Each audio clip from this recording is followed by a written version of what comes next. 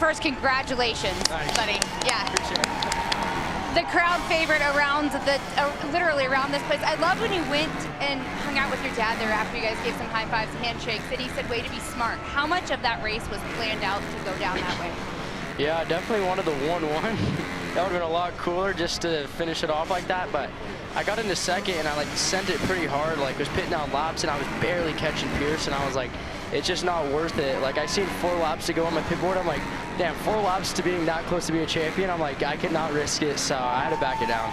I was gonna ask just that, because right when you got into second, talk about sending it off those singles in the back. I mean, launch into the flat, you could tell you wanted to go 6 for 6. You obviously just confirmed that was the plan at that time, but then brain took over and said, nah, 500K is good enough. Yeah, the mind definitely took over when it seemed 4 laps to go. Yeah, I just don't, I see you out there, man, you're always so aggressive, but you're thoughtful about it too. You know, you don't just go out there and just send it recklessly. Is that, I mean, is it something that you're thinking about a lot out there, or is it really just kind of instinct? You just go off instinct?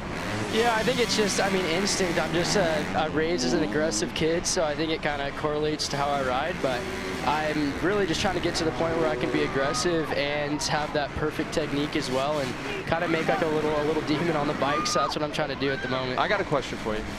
Did you think you'd be this good?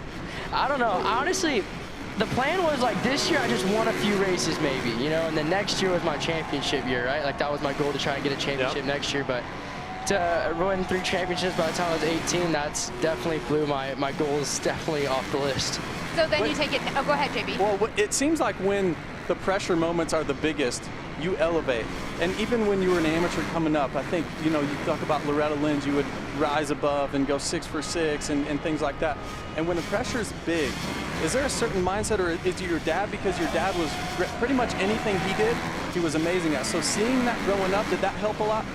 Yeah, 100%. I think I really just don't, I mean, pressure does, like, you feel the pressure, and I just learned to turn that pressure into like the best me, and that's kind of, it's definitely a thing that's just kind of in my system, maybe how I was raised or something, where I don't let the pressure take over me. I just do my best work when I have pressure, so it's definitely a good habit to have. We saw that, and of course when you were just watching Jet celebrate right there, it was almost like this intensity of like, okay, is it the celebration, what it is? When can we expect to see you race him?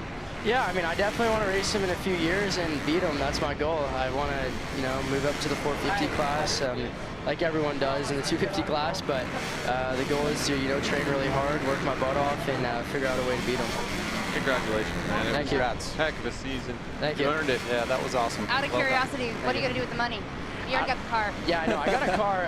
My mom's like, you got to get another rental property, so that's probably what I'll end up doing. I love it. I love that he still listens to his parents. I guess what you do at 18 years old. Guys, a lot of fun down here with Haiden Deegan.